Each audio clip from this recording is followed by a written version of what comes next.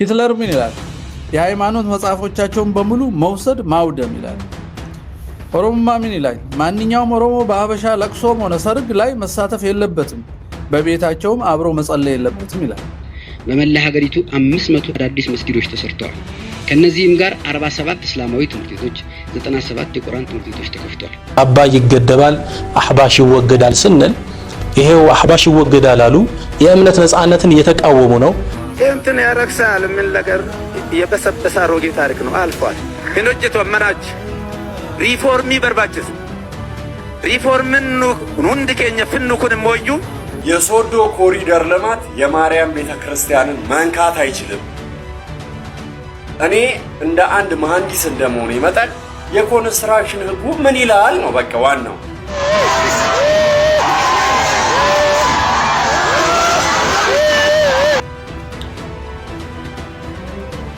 ሰላም ለእናንተ ይሁን ውድ ኦርቶዶክሳውያን።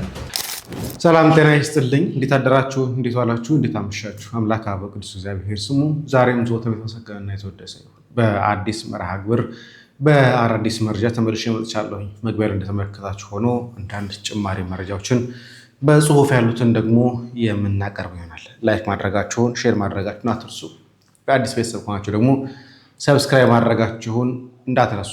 እንጀምር፣ ከአርሲ እንጀምር። የሚሻለን እሱ ነው። አርሲ ላይ ወቅታዊ ነገር ስለሆነ ብዬ ስላሰብኩኝ ነው። ከዛ በኋላ አማራ ክልል ስላለውም ስለተገደለው ካህንም የምናወራ ይሆናል። እንግዲህ ይህ ሰው አቶ ከድር ኢብሮሼ ይባላል። ሸርካ ወረዳ ሂንደሳ ቀበሌ አስተዳዳሪ ነው። በባለፈውም ስነግራችሁ እንደነበረው ይሄ ነው እንግዲህ የከተማው መሪ ሆኖ ኦርቶዶክሳውያን እንዲገደሉ ከፊት ሆኖ እየመራ ቤታቸው ድረስ ሄዶ ያስጨፈጨፋቸው ይህ ሰው ከድር ኢብሮሼ የሚባለው በባለፈው ዘግቤላችሁ እንደነበር ታሳውሱ ስለሆነ ማለት ነው። ከፊት እየመራ ቀበሌውን የቀበሌው ሊቀመንበር ሆኖ ሲመራ የነበረው ሰው ይሄ ነው። ይሄ ሰው ማለት ነው። በሌላ ፎቶ ይሄ ማለት ነው። እዚህ ጋር እንደምታዩት ከወረዳው አስተዳዳሪ ከዚህ በፊት የሚያሳይቻቸው የነበረው ከጣሂር መመሪያ ተቀብሎ እሱ የቀበሌ አስተዳዳሪ ነው። እሱ ወረዳው አስተዳዳሪ ደግሞ አቶ ጣሂር የተባሉ ናቸው። ከሱ ተቀብሎ ቀጥታ ተቀብሎ ኦርቶዶክሳውያን ማስጨፍጨፍ ቤታቸው ድረስ የሄደው ይህ ሰው ነው። አርሲ ላይ እንግዲህ በጣም ትልቅ የአይኤስአይኤስ እንቅስቃሴ እየተካሄደባት እንደሆነ የምናውቀው ነው። ከዚህ በፊትም ስንዘግበው ነበረ። እንግዲህ እንደምትመለከቱት አንዳንድ ኢትዮጵያውያን ጭምር ያሉበት፣ የሶሪያ ያሉበት፣ የቱርክ አባላት ያሉበትን እንግዲህ ሰዎችን ነው ጥቃት ያደረሱት። እነኚህ ሰዎች ናቸው። በባለፈውም ቴሌግራም ላይ የሚለቀቅንላችሁ ጽሁፍ አንደኛው ይሄን የሚገልጽ ጽሁፍ ስለነበር ማለት ነው፣ ቪዲዮም ጭምር ስለሆነ ኢትዮጵያውያን ወደ ሱዳን ጠረፍ አካባቢ ላይ እየሰለጠኑ ሶማሊያ ይሁን ሱዳን ላይ ከአረብኛ የሚናገሩ ሰዎች ስላሉበት ወደ ሱዳን ዳርቻ ይሆናል ብዬ አስቤ ነበረ። እንደምትመለከቱት ደግሞ ሶማሊያ ውስጥም ጭምር ያሉ ኢትዮጵያውያን ጭምር ያሉበት የአይኤስአይኤስ ቲሞች አደጋ እየደረሰባቸው ጥቃት እየተፈጸመባቸው ነው። እነኚህ ናቸው እንግዲህ ኢትዮጵያ ውስጥም ገብተው ኦርቶዶክሳውያን እየጨፈጨፉ እየገደሉ ያሉ ሙስሊሞች እነኚህ ናቸው። በማስረጃ ስንናገር አንዳንዴ ተገቢ ነው ብዬ አስባለሁ። እንግዲህ እነኚህ የምትመለከቷቸው በባህር ዳር ከተማ የነበሩ ቄስ ናቸው። ቄስ ብሩክ ነው ይባቤ ይባላሉ። አገልጋይ የነበሩ ናቸው። በወታደሮች በጥይት ተደብድበው እንደተገደሉ ነው መረጃ እየተነገረ ያለው፣ በውስጥ እየደረሰ ነው ያለው። እንግዲህ አገዛዙ በሚዲያ ቋንቋ አገዛዙ እየተባለ ስለሚናገር ነው። የብልጽግና መንግስት እንግዲህ ዜናው በየትኛውም ሚዲያ እንዳይሰራጭ ብዙ ጊዜ እገዳ ክልከላዎችን ያደርጋሉ። ግን ማህበራዊ ሚዲያ ባለበት ሰዓት ላይ እንዲህ አይነት ዜናዎች አይሰሩም ብሎ ማሰብ ከባድ ነው ብዬ አስባለሁ። ሆኖ ወደ ቪዲዮቻችን እንምጣ። የአርሲ ኦርቶዶክሳውያን ወገኖቻችንን በተመለከተ የሚረሳ የሚተው በአንድ ሰሞን አጀንዳነት ብቻ ሊታይ የሚችል አንድም ጉዳይ የለም። እንደምትመለከቱት እስካሁን ድረስ በቀጠለው ግድያና አፈና ነገሮች ቅርጽ ይዘው ነው የሚፈጸሙት። ጽንፈኛ ኃይሎች ወይም ደግሞ በጽንፈኝነት የተጠሩ የመንግስት አጀንዳ አስፈጻሚዎች ግድያውን ያደርጋሉ። የጸጥታ ኃይሎች ደግሞ ያስቆማሉ ብላችሁ ስትጠብቁ በአግራሞት አፋቸውን ጭነው በአገዳደል ይደመማሉ። የአካባቢው የመንግስት ሹመኞች የቀብር ስርዓት ያስፈጽማሉ፣ ሞቱን ይደብቃሉ። እየሆነ ያለው ነገር ይህ ነው። ስለዚህ በዚህ ሁኔታ ውስጥ ሚዲያ ላይ በመጮህ ብቻ መፍትሄ አይመጣም። መሬት ላይ ወርዶ ስራዎችን መስራት ፍጹም ተገቢ ነው። የሚዲያውን ለመናቅ ፈልጌ ሳይሆን መሬት ላይ ግን ተራማጅ የሆነ እንቅስቃሴ ያስፈልጋል። እንደምታውቁት ጩኸታችንን አድምጦ ለተግባራዊነቱ የሚንቀሳቀስ አንድም የበላይ አካል ባለመኖሩ ጉዳዮች በዘገባ ብቻ መታለፍ አይጠበቅባቸውም። ዓለም አቀፉ ማህበረሰብ ጉዳዩን እንዲሰማው በማድረግ የመጀመሪያውን እርምጃ ስንጓዝ ተመልክታችኋል። ያ ማለት ነገ ለሚኖሩ የትኛውም አጸፋዊ እርምጃዎች ተጠያቂ ላለመሆን። እንግዲህ በማህበራዊ ሚዲያውም እንደምትመለከቱት የጽንፈኛ ኃይሎች ተባባሪዎች ሟች በተጠራበት ገዳይ ምንም ነገር ባልተባለበት ሁኔታ የገዳይነቱን ድርሻ ወስደው አጀንዳ ሲያራግቡ፣ በተለይ ደግሞ ኦርቶዶክሳውያንን ገዳይ ሲያደርጉ የተመለከትንበት አጋጣሚ እጅግ የሚያስገርም ነው። ለማንኛውም የአርሲ ጉዳይ ፈጽሞ የሚረሳና የሚዘነጋ አይደለም። አጀንዳችን ዛሬም አርሲ ናት። እናመሰግናለን። አርሲ ላይ የኦርቶዶክሳውያን እልቂት፣ የኦርቶዶክሳውያን ግድያ እንዳልኳቸው ከዚህ በፊት ከሆነ ቀበሌ ጀምሮ እያጸዷቸው እያወጧቸው እንደሚገኝ መረጃዎች ያመላክታሉ። ዳታዎችን መመልከት በቂ ነው ብዬ አስባለሁ። ይሄ ታዲያ ዝም ብሎ የሚታለፍ ነገር አይደለም። ጄኖሳይዳዊ ነው ብለን ስንናገር አንዳንዱ ሰዎች ከእንትና በላይ አውቀህ ነው ወይ ስትሉ ነበር። ማወቅ አለማወቅ ደረጃ አይደለም። ህሊና ያለው ሰው የሚገነዘበው ነገር ስለሆነ ማለት ነው። በሆነ ጊዜ ላይ ፋንትሽ እንደዚህ ብሎ ነበር። ስሙ። ሂትለር ምን ይላል? የሃይማኖት መጽሐፎቻቸውን በሙሉ መውሰድ ማውደም ይላል። ኦሮሞማ ምን ይላል? ማንኛውም ኦሮሞ በሀበሻ ለቅሶም ሆነ ሰርግ ላይ መሳተፍ የለበትም፣ በቤታቸውም አብሮ መጸለይ የለበትም ይላል። የወራሪ ሃይማኖትም ነው ይላል። ሁቶች ምን ይላሉ? ማወቅ ያለባቸው ማንኛውም ቱሲ በቢዝነስ ውስጥ የማይታመኑ መሆናቸውን ነው። ዋናው ግባቸው የዘር የበላይነታቸውን ማስቀጠል ነው። ስለዚህ ማንኛውም ሁቱ አንደኛ ከቱሲዎች ጋር የሽርክና ስራ እንዳይሰራ፣ በቱሲ ተቋማት ውስጥ ገንዘቡን ኢንቨስት እንዳያደርግ፣ ለቱሲ ገንዘብ ያበደረ ወይም ከቱሲ የተበደረ ከቱሲ ጋራ ቢዝነስ ስራዎችን አስመጪ ፈቃድ፣ ባንክ፣ ብድር እነዚህን የሰራ ካመቻቸ በኋላ ጠላት ስለሆኑ ከነሱ መለየት አለበት አይነት ትምህርት ነው። ሂትለር የሚለው ምሁሮቻቸውን እንዳያስተምሩ መከልከል፣ እምቢ የሚሉ ከሆነ መደብደብ፣ መግደል ይላል። ይሄን በሰሜን ሸዋ አይተናል። ቄሶቹን በሙሉ ማሳደድ፣ እንዳያስተምሩ መከልከል እና መባ እንዳይቀበሉ፣ አስራት እንዳይቀበሉ፣ የከፈለ ይቀጣል ብለው ህግ አውጥተዋል ኦሮሚያ ውስጥ አስራት። ስለዚህ ምን ይላሉ እነሱ? ማንኛውም ኦሮሞ ከሀበሻ ጋራ መነገድ ከጠላት ሀበሻ በሙሉ ላይ ነው። ከነሱ ላይ መግዛትና መሸጥ፣ ከንግድ ሆቴላቸው ምግብ ቤቶቻቸው መብላት መጠጣት የለበትም። ማንኛውም ኦሮሞ የሀበሻ ሆቴል ማደር፣ ቤታቸውን መከራየት፣ ማንኛውም ዕቃ ለነርሱ መሸጥና ከነርሱ መግዛት የተከለከለ ነው። በነገራችን ላይ አበሻ የሚለው ኮድ ነው እንጂ ኦርቶዶክስን ታርጌት ያደረገ ነው። በሌላ በኩል አማራ የሚሉትን ነው። ይሄ አሁን ሃይማኖተኞችን ኮንፊውዝ የሚያደርጋቸው ለዚህ ነው። ኦርቶዶክስ ብለው በቀጥታ ከተናገሩ ኦሮሞም ኦርቶዶክስ ነው፣ ሁሉም ለሰው አንድ ይሆንባቸዋል። ስለዚህ አበሻ በሚለው ስር ይደብቀውት እንጂ ስለ ኦርቶዶክስ ነው የሚያወሩት። እንዲህ ያልን ወደ 10 ነጥቦች አሉ አንድ አይነት የሆነ። ከዛ የመጨረሻው አሁን ለምሳሌ ኦሮሞ ምን ይላል? ፈጽሞ በቋንቋቸው አለመናገር፣ ሲያናግሩ በራስ ቋንቋ ብቻ መመለስ። ይሄን ከበቀለ ገርባ ሰምተዋል ብዬ አስባለሁ በሚዲያ። የንግድ ቤት አታከራያቸው የሚለውን በትልቅ ጉባኤ በባሌ ሮቤ ተደርጓል። በቪዲዮ ተቀርጾ ይገኛል፣ በመጽሐፍቶች ተጽፏል። እጅ ዘርግቶ መጨበጥ ሰላም ማለት አይገባም ይላል። ይሄ እንግዲህ የዋሃብያውንና የፖለቲካዊ ኦሮሞማው ተመሳሳይ ጠባይ ነው ያላቸው፣ የተዋሃዱ ናቸው። ግን ሃይማኖት እንዳይባልባቸው ነፍጠኛ አበሻ እያሉ ይሸፍኑታል። አብሯቸው የሚቆምና የሚገድል ለማስፋት ደግሞ ሲፈልጉ ሴምና ኩሽ ያረጉታል።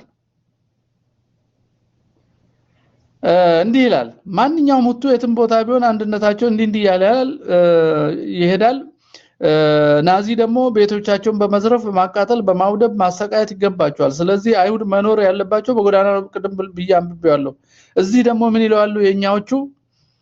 የነርሱን ፊልም፣ ሬዲዮ እና ቴሌቪዥን አለመመልከት። ይሄ በማንኛውም ጂኖሳይድ ውስጥ ከሚደረጉ በጣም ቁልፍ የሆኑ ነገሮች ናቸው። ለምንድን ነው ይሄ ቁልፍ የሚሆነው?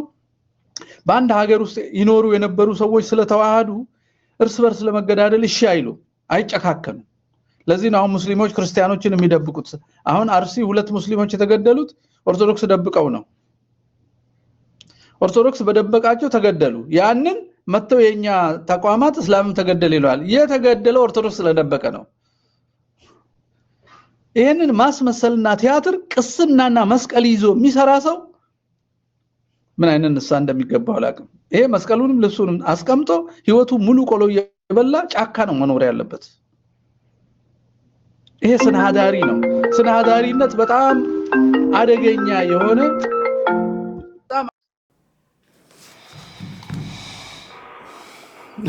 ኮምፓራቲቭን ስንሰራው ንጽጽሩን ስናደርገው የዘር ማጥፋት ወንጀል የሚታወቁባቸው የነበሩ ጀርመንም ይሁን የዚህ እንደይባለው ሰው ሁቱና ቱሲ ያሉበት ቦታ ላይ የተደረገ ጭፍጨፋ አሁን ለኢትዮጵያ ከተደረገው ባነሰ ነው። ኢትዮጵያ ውስጥ ከዛ በላይ ሆኗል። እንደው የሆነ ጊዜ ዶክተር አለማየሁ ዋሴ እንደው ኢትዮጵያ መንፈሳዊነት ይዟት ነው እንጂ ሌላ ሀገር ላይ የተደረገው የዘር ማጥፋት ወንጀል ሳይተገበር ቆርጧል፣ ከዛ በላይም ጭምር ተደርጓል ሲል ነበርና ኢትዮጵያ ውስጥ ያልተደረገ ነገር የለም፣ ያልተጨፈጨፈ ጭፍጨፋ የለም፣ ያልተገደለ የአገዳደል ስርዓት የለም። እውነት ለመናገር እስቲ ወደ አቡነ ገብርኤል ልምጣ። አቡነ ገብርኤል እንደምታውቁት እንግዲህ ከዚህ በፊት የምንፍቅና ትምህርት አስተምረው የክህደት ትምህርት አስተምረው በቅዱስ ሲኖዶስ ደረጃ ጭምር ትምህርቱን ማስተካከያ እንዲሰጡበት ተነግሯቸው የነበሩ ሰው ናቸው። የሆነ ሆኖ ያንን ነገር ከማስተካከል ይልቅ ግፉበት ተብሎ የወጡ ይመስል በዘር ሰዎችን መክፈል፣ ክህደትን ማስተማር፣ መለያየት እንደቀጠሉበት ነው። ላሳያችሁ። እያንዳንዱ እንደ አጥንት ውልቃት ወደየ ቦታው መመለስ አለበት። ኡምን ከኛ በየሳትት ማታ ወፊ ኦልቀበቴት አከሌንጨት ደሙት ረጅረ መለ እንትን ያረክሳል ምን ነገር የበሰበሰ አሮጌ ታሪክ ነው፣ አልፏል።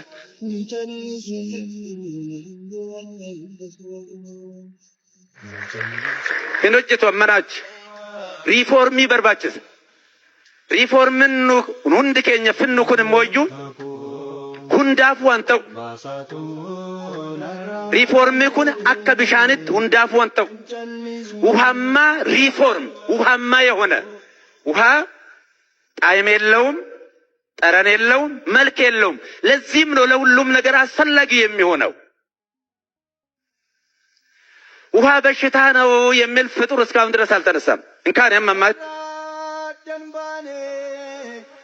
አነን ለነም ድንበርባን እንጅራ ፈርሶ ለነም ድንበርባን እንጅራ ብሻንን በርባዱ ጀሬ ዱበቹ ከንደንደ ሆምቱ እንጅሩ ያን ከኛ በሩምስ ከኛ ከኦምስ ከኛ አከ ብሻንት ሁንዳፉ ከንተው ወዶ ስርት ረቶ ጀነ ጅራኔ ኡመን ከኛን ወራ ሂምበዱ ዩቱሬ ይሄ እኮ የእግዚአብሔር ሰራዊት ነው። ማንም የማይቋቋመ ማንም የማይበግረው ማንም ወደ ኋላ ሊመልሰው የማይችል የእግዚአብሔር ሰራዊት ገለቴ ፈዳዋ ከገጸል ወኩሎም ኢላ አምኑ በባዱ ልብ ወባቲ መንፈስ ዋልቦም ሴቶም ዘብል ዝሰን ዋይ አላዘ ኩሎም ህቡረ አብይ ኃይለ የገብሩ ሐዋርያ ስማተን ሶቱ ለግዚነ ኢየሱስ ክርስቶስ ወአብይ ሞገስ ቦሙ ባበ ኩሉ ዋልቦም ሴቶም ጽኑስ ኩሉ ዘቦ ቤት ዋጸድ ይሰይጡ ወያመጽው ሴጦ ወያነብሩ ታሕተ እገሪሆሙ ለሐዋርያት የቀደሙቱ አንድ ልብ አንዲት ነፍስ ነበራቸው። 8000 አንድ ልብ አንድ ቃል አንድ ስንፋስ ነበራቸው። ከነሱ መካከል ይሄ የኔ ገንዘብ ነው የሚል ማንም የለም። እግዚአብሔርም በሐዋርያት ላይ አድሮ ታላቅ ስራ ይሰራ ነበረ። በሰው ዘንድ ሁሉ ሞገስ ነበራቸው ይላል። ምን ነበራቸው? ሞገስ ነበራቸው።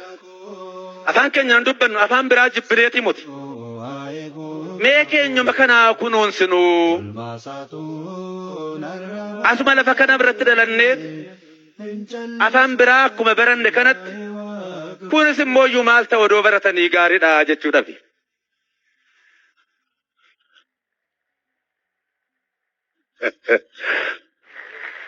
ገሩ ነምን ባጀን አነን ከኛን ጃለተኒ ፎን ከኛን ጃለተኒ ረኤ ከኛን ጃለተኒ ሆላ ከኛን ጃለተኒ ቆትዮን ጃለተኒ ለፈ ከኛን ጃለተኒ በጋለ ከኛን ጃለተኒ ኑር ገሩ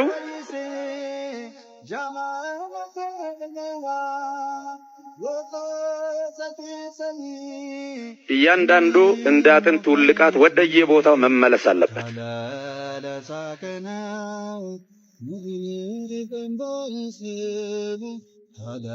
እና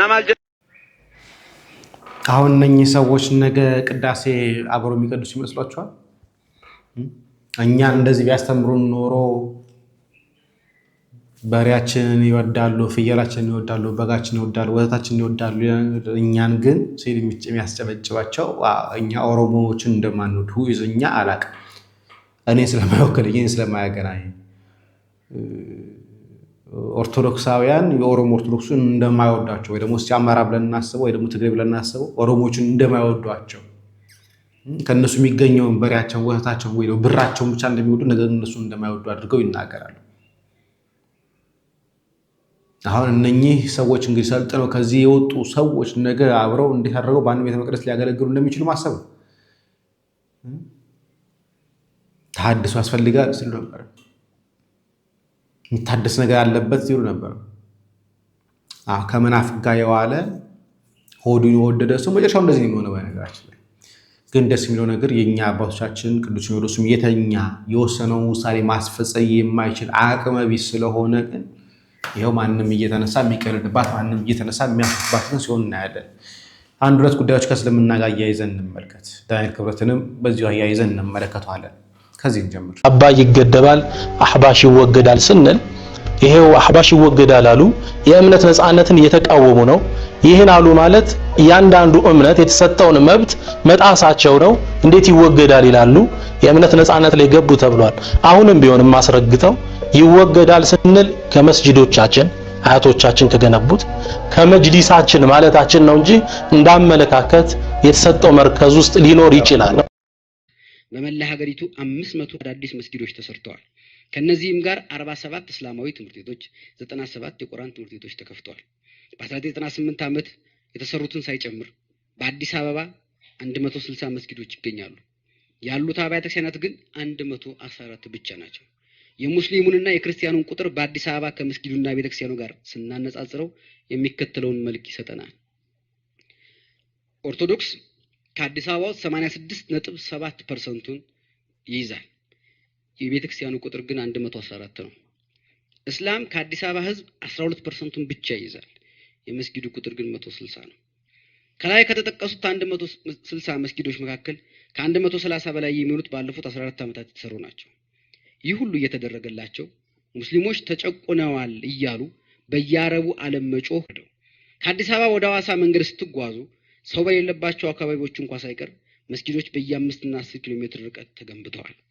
ባሌ ውስጥ 10,000 የማይሞሉ ሙስሊሞች ባሉበት በኮኮሳ ቀበሌ ብቻ 60 መስጊዶች፣ ከ200 በላይ የመድረሳ ትምህርት ቤቶች በቅርብ ዓመታት ተሰርተዋል። ወሎ መካነ ሰላም ውስጥ በአንድ ወረዳ በአንድ ባለ ሀብት ብቻ 60 መስጊዶች ተሰርተዋል።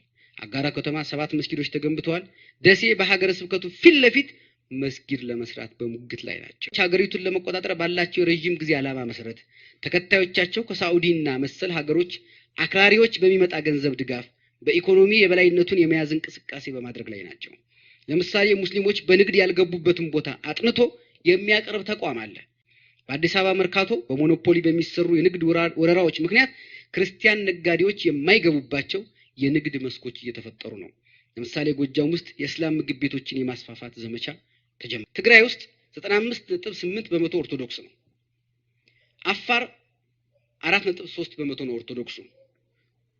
95.7% እስላም ነው። ግን የህዝቡ ብዛት ጠቅላላ ስታዩት 1.4 ሚሊዮን ነው። አንዳንድ ጊዜ ፐርሰንቱን ብቻ ያስቀምጡትና ከስንቱ ህዝብ ነው 90% የሚለውን ስለማናይ በሙሉ ተጠለቅልቋል ማለት ነው ወደሚል ሽብር ውስጥ እንገባለን። ከ10 ሰው 90% ነው። ከ100 ሰው መሃል ግን 9 በጣም ትንሽ ነው እና ፐርሰንት አንዳንዴ ሰውን ያታልላል። ስለዚህ እናንተ መረጃዎችን ስታዩ እንዳታልሉ ነው ይሄ የምናገረው። አማራ ክልል 80.5፣ ኦሮሚያ 50.4፣ ሶማሊያ 1.1 ግን የህዝቡ ብዛት 4 ሚሊዮን ነው። ቤኒሻንጉል ጉሙዝ 40.4 የህዝቡ ብዛት 640 ሺህ ነው። ደቡብ ብሔሮች 65.4፣ ጋምቤላ 71.3፣ ሐረሪ 39.5፣ አዲስ አበባ 86.7፣ ድሬዳዋ 36.7፣ በአጠቃላይ 60.7 ህዝብ ኦርቶዶክስ ነው። ይሄ የሚያኮራን አይደለም። ካልሰራን መሄዱ የማይቀር ነው። እንግዲህ ይሄ በደገኛ ጊዜኛ ዩኒቨርሲቲ ተማሪዎች እያለን ማህበረ ቅዱሳን ወክሎ አጠቃላይ ጠቅላላ ጉባኤ ላይ አሜሪካ ያቀረበው ሪፖርት ላይ የሚናገር ነው። የዛን ጊዜ እንደዚህ ነበር። ይሄ ማለት ወደ 2006 አካባቢ 2007 አካባቢ ላይ ነው ይሄን ሪፖርት ያቀረበው መስለኛል። ካረሳሁት እንደዛ አካባቢ ላይ እንግዲህ የዛን ጊዜ እንደዚህ ነበሩ። እንደሰማያቸው ግድ አባይ ይገደባል፣ አህባሽ ይፈነቀላል፣ ይወጣል ሲሉ የነበሩ ሰዎች አሁን ቦታዎችን ተቆጣጥረዋቸዋል። ይህ ሰው ከዳንኤል ክብረት ጋር አሁን የአብይ አማካሪ ሆነው ግራቀኝ ኢትዮጵያን ግራ እያጋባው ያሉት እነኚህ ናቸው። አንድ የአርሲን ታሪክ ላንሳ። ይህ ሰው አርሲ የነበረ ሰው እንደሆነ ይነገርለታል። ጨራ ሁለት እጄ ተፈውታል። ሰውነቴ ብዙ ቦታ በጩቤ ተወቅቷል። ባለቤቴ አንገቷን በቆንጨራ ብለው ገለዋታል። ሲሸሹ የከተማ ህዝብና ፖሊስ ተባብሮ በቁጥጥር ስር አውሏቸዋል። ከፍተኛ ጉዳት ነው የደረሰብኝ። አንድ አይኔ ጠፍቷል። እጄን ለመቁረጥ ሲሉ አንድ አይኔ ጠፍቷል። ግራ አይኔ የኔ ውለታ ይሄ ነበር። እንዴት የዘመዶች የምታቁኝ እኮ ታቁኛላችሁ። ስለዚህ ድረሱልኝ፣ የድረሱልኝ ጥሪ ነው የማስተላልፈው። እኔ ከዚህ በኋላ ህይወት አምሮኝ አይደለም። ይሄን እንግዲህ ሰው አቶ ሳህሉ ንጉሴ ይባላል። በአርሲ ሸርካ ወረዳ ጎርቤሳ ነዋሪ የነበረ ነው። ከ7 ዓመት በፊት ነው እንግዲህ እንደዚህ ቆራርጠው የጣሉት አርሲ ከ7 ዓመት በፊት። ልብ በሉ። እንቀጥል። ወደ ወላይታ ደግሞ እንግባ። በወላይታ ኦርቶዶክሳውያን ላይ የተጀመረው ያ የጥላቻ ዘመቻ ይብቃ። ሁላችሁም ኦርቶዶክሳውያን ለወላይታ ኦርቶዶክሳውያን ድምጽ ሁኑ። የግለሰብ ይዞታ እንዳይነካ ተብሎ የግለሰብ ህንጻ እንዳይነካ ተብሎ የቤተ ክርስቲያኒቷ ይዞታ የሚነካበት አንዳች ምክንያት የለም። አንዳንድ የፌስቡክ አቀንቃኞች፣ አንዳንድ የአካባቢው ፈላጭ ቆራጭነን የምትሉ የሚዲያ አቀንቃኞች ከቤተ ክርስቲያኒቷ እጃችሁን አንሱ። ቤተ ክርስቲያን የሀገር ባለውለታ መሆኗ እንዳይረሳ፣ ቤተ ክርስቲያን የልማት ግንባር ቀደም መሆኗ እንዳይዘነጋ። ይህ አይገባትም ሀገር ለሰራችው። እኛ ከቤተ ክርስቲያኒቷ ጎን ነን። አደራ ኦርቶዶክሳውያን ለቤተ ክርስቲያኒቷ ድምጽ ሁኑ።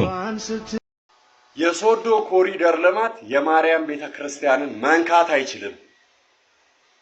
እኔ እንደ አንድ መሐንዲስ እንደመሆኔ መጠን የኮንስትራክሽን ህጉ ምን ይላል ነው በቃ ዋናው። ህጉ ምን ይላል? አንድ የመንገድ ዲዛይን ንድፍ በሚወጣበት ሰዓት ላይ የዓለም አቀፍ የኮንስትራክሽን ህጉን መነሻና መሰረት በማድረግ ነው ዲዛይን መሰራት ያለበት። የኮንስትራክሽን ህጉ የሚከለክላቸው ነገሮች አሉ።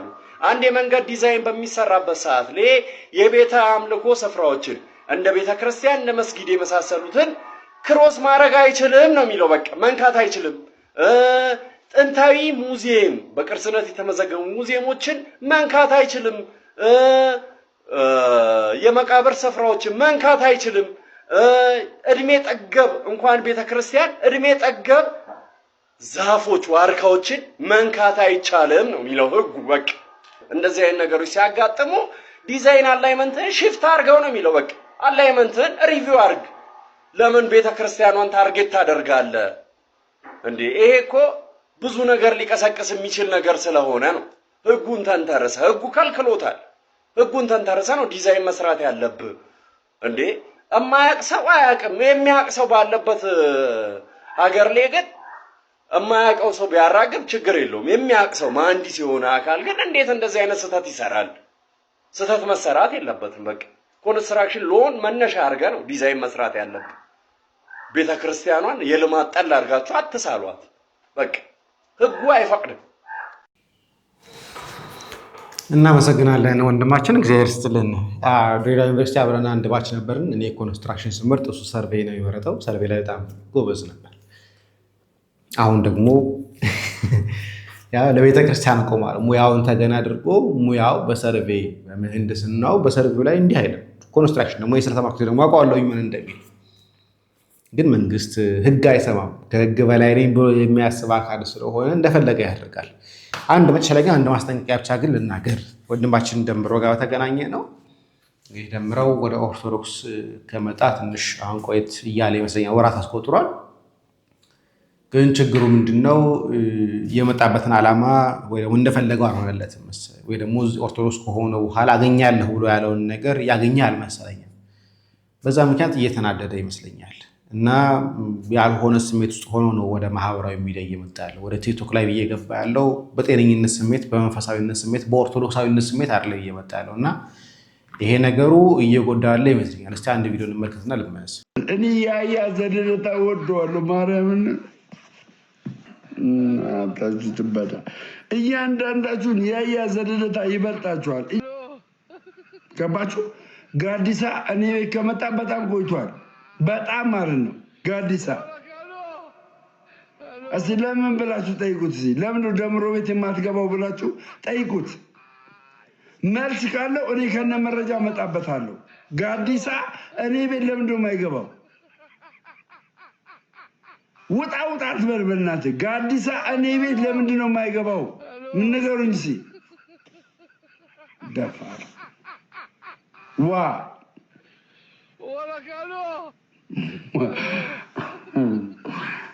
እኔ ያያ ዘደደታ ወደዋለሁ ማርያምን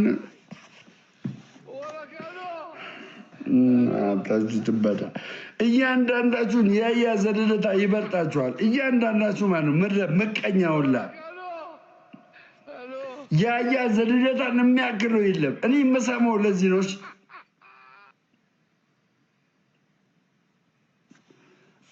እኛም አንመጣም ከዚህ በኋላ። ስለዚህ ብሎክ ላድርጋ እንዳትመጣ።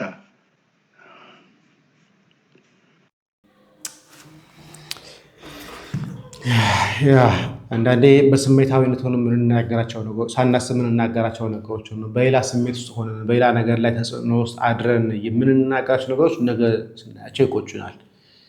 ብዙ ጊዜ ብቅል ምንድን ነው የሚባለው? ውስጥ ያለውን አይደል ያፈልቃል የሚባለው። ብዙ ጊዜ ላለማመን ሞክራለሁኝ። በነገራችን ላይ ይህ ወንድማችን እየጠጣል የሚለው ነገር ያለማመን ሞክራለሁኝ። ከምን አንጻር ነው ብዙ ጊዜ እየጠጣል የሚለው ነገር ማላምን ፈልግ የነበረው? በአንድ ሚዲያ ላይ ቀርቦ ሶፊ ላይ የሆነ ቦታ ላይ ብቻ አላውቅም፣ በአንድ ሚዲያ ላይ ቀርቦ የመኪና አደጋ ስለደረሰብኝ ነው ምላሴ የሚንተባተበው ምላሴ እንደዚህ የሆነው ስላለ በዛ ምክንያት ነበር እንደዚህ ይመስለኝ ነበር። አሁን ላይ ሳየው ግን ነገሮች ወደዛ እየሄዱ ያለ ነገር ስሜት እየመሰለኝ አይደለም። በመጠጥ ኃይል እየተጋፋ የሚናገራቸው ነገሮች እንዳሉ እየታወቀኝ ይመስለኛል። ለማንኛውም ዛሬ በጠዋት ተነስቶ ደግሞ ይህን ቪዲዮ ሰርቷል። ሰላም ለእናንተ ይሁን ውድ ኦርቶዶክሳውያን፣ ኢትዮጵያውያን፣ ኤርትራውያን። በምን አይነት ቀን ውስጥ እንደዚህ አይነት ነገር ውስጥ እንደገባው አላውቅም። እችን ትልቅ ቤተክርስቲያን በእኔ የተነሳ አሰደብኩ። ትልቅ ቤተክርስቲያን በእኔ የተነሳ አሰደብኩ።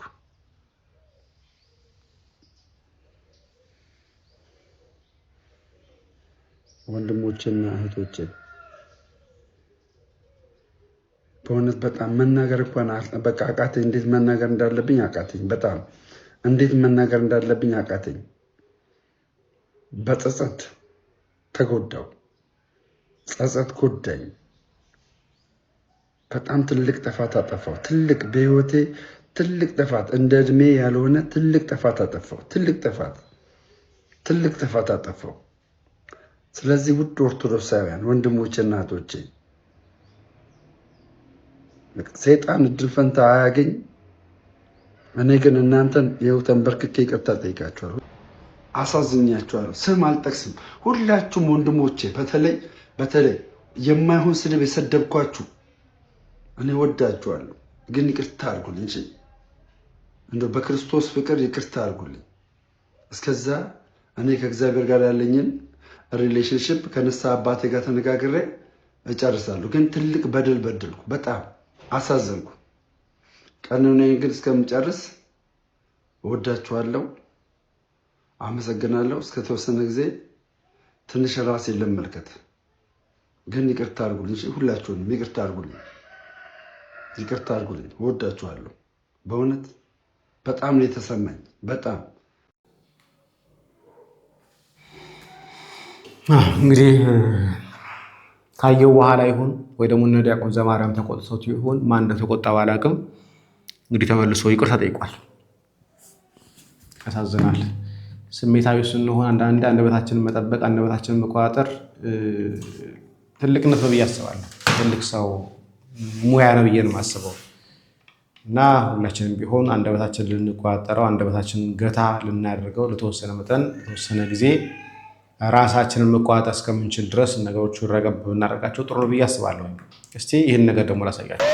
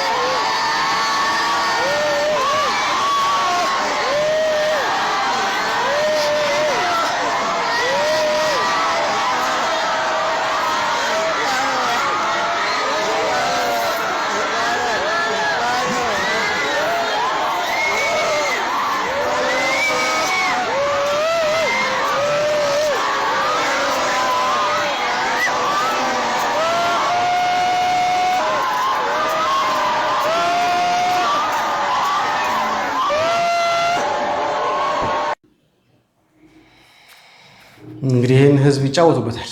በስመ ባህታዊ ብር ሊሰበሰብ ብር ሊበላበት ይህን ህዝብ ያንጫጩታል በክርስቶስ።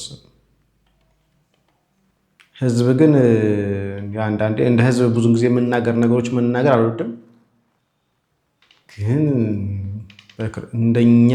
እንደኛ ሰዎች ደግሞ የተኙ ያንቀላፉ ሰዎች ደግሞ አይቻላቅ በህይወት እንደኛ ሰዎች የተኛ ያንቀላፋ በምን አይነት ነገር እንኳን ሊነቃ እንደሚችል እንኳን ግራ የሚያጋባ ነው። የሆነ ሆኖ የዚያ በሌላ መረጃ ከሰዓት የሚመለስ ይሆናል። ሰላም እግዚአብሔር ከእናንተ ጋር ይሁን።